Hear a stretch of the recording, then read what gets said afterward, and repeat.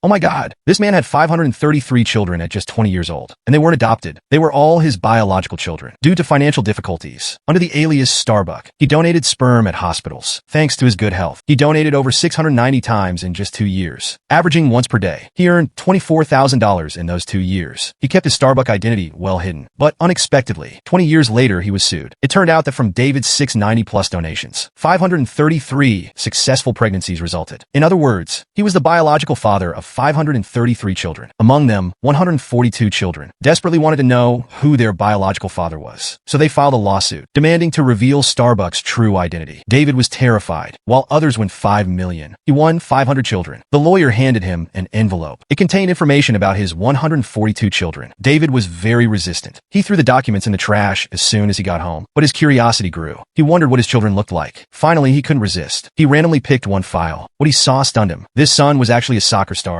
This had been his childhood dream, and his son had achieved it. Turns out my genes are quite excellent. He went to the stadium and watched his son score a goal. He was more excited than anyone else, constantly cheering and celebrating. With a joyful heart, he blindly opened the second file. This son was a bartender. David ordered a coffee to break the ice. This was his first conversation with his son. He was a bit nervous, but his son appeared extremely impatient, because although he was a waiter, being handsome, he had always dreamed of becoming an actor. And today he had an audition, but the bar owner asked him to work overtime. He dared not take the risk. If he skipped work for the audition, he might fail, and if he lost his bar job, he would end up homeless. David returned to his car, feeling dejected. He realized not all his children were doing well. At that moment, he wanted to do something for his son. David returned to the bar and gave his car keys to his son, encouraging him to go to the audition while he covered his shift. But right after his son left, the bar owner showed up. As expected, his son lost his job. David felt very guilty. He had messed everything up, but fortune turned around. His son succeeded in the audition and officially started his acting career. This unexpected surprise drew David in completely. He decided to meet all his children as a stranger, to help them as much as possible. His children were spread across various professions. There was a lifeguard and a tour guide. There are models, there are nail artists, and street singers. Due to his good genes, all his sons are handsome, and his daughter is stunningly beautiful. From then on, David began silently watching over his children. His model daughter dresses sexy. He follows her secretly, scolding dirty old men who stare at her on the street, since no one has drowned for years. His lifeguard son seems useless, so he pretends to drown to make his son feel important. His singer son isn't doing well in business, so he becomes a fan to create atmosphere, encouraging passersby to give more tips. His tour guide son has no tourists. He goes to support him, going again and again, just to increase his son's popularity. But his son gets really scared. Look at this weird guy who comes every day. I suspect he's after me. One time, David pretends to be a delivery guy, delivering pizza to one of his daughters. Finds her passed out from excessive cocaine use. Fortunately, she gets medical help in time. The girl asks him to pose as her father to sign papers, so she won't be sent to rehab. She promises to work regularly and never use cocaine again. David hesitates, but chooses to trust her. Early the next morning, he waits outside his daughter's workplace, but she doesn't show up. David feels a bit regretful, but when he sees his daughter arrive as promised, he smiled with relief. Whenever he had time, David would randomly pick a child to see if they needed any help. But on this day, when he saw one child's file, his smile instantly froze. It turned out this son was disabled and was also his youngest child. He wanted to see him, but seeing the child in a wheelchair, he wanted to turn and run, but eventually gathered his courage to face this less than perfect child. He didn't know what to do, just quietly stayed by his side. That day, pretending to be his youngest son's adoptive father, he attended a support meeting. Everyone there was a child planning to sue him. He didn't care about the lawsuits. He mingled with the children, barbecued together, had bonfire parties together. Now he wanted to be a good father, wanted to give the children the best of everything. But his life was in shambles, and he was deeply in debt. Debt collectors would come to his house, gently wake him up, thoughtfully help him bathe. But then a turning point came. The Starbuck incident quickly escalated. 5 billion people worldwide were following it. The initial information came from the hospital. If David didn't reveal his identity and sued the hospital instead, he would receive huge compensation for emotional damages. But David didn't want to do that. He wanted to reveal his identity, let the children know who their biological father was. But now all the reports about Starbuck are negative news. Even David's pregnant wife thinks Starbuck is a pervert. This leaves David unsure whether he should reveal his identity. That evening, David had dinner at his father's house. His father told his daughter-in-law about David's childhood. Although David was timid and afraid of trouble and lived a restricted life, the family was poor back then. David's mother was seriously ill. Her last wish was to travel to Venice, but they had no money. To everyone's surprise, David, the least accomplished son, paid for all the expenses. The family accompanied their mother through her last happy moments. On the way back, his wife was very curious, asked him how he could afford such a large sum of money. David proudly said, "I earned it by selling my family's traditional skills." But good times didn't last. The creditors found David's father. If David didn't pay back the money, they would go after his father. Under pressure, David had to find a lawyer, decided to sue the hospital without revealing his identity. The lawyer gladly gladly accepted and quickly won the case for David. David received $200,000 in compensation. This money could change his life. But when he saw one son's speech, he wavered. When the whole world's media was criticizing Starbuck as a bad person, this son stood up and spoke up for this father he had never met, although he really wanted to reveal his identity. But in that case, the compensation would be confiscated. So David went to his father and confessed that he was Starbuck. Unexpectedly, his father didn't blame him. Instead, he laughed happily. He suddenly became grandfather to over 500 children. How could he not be happy? David was very troubled, asked his father what he should choose. His father didn't say anything. Instead, he took out his savings to help pay the debt. David understood. He went home and revealed his identity. But just as he sent the email to the TV station, he got news that his wife was in labor. He rushed to the hospital. Mother and child were safe. But when he turned around, the hospital was surrounded by people. These were all his children. They brought gifts to celebrate with their father. And so, when David's child was born, it already had hundreds of brothers and sisters.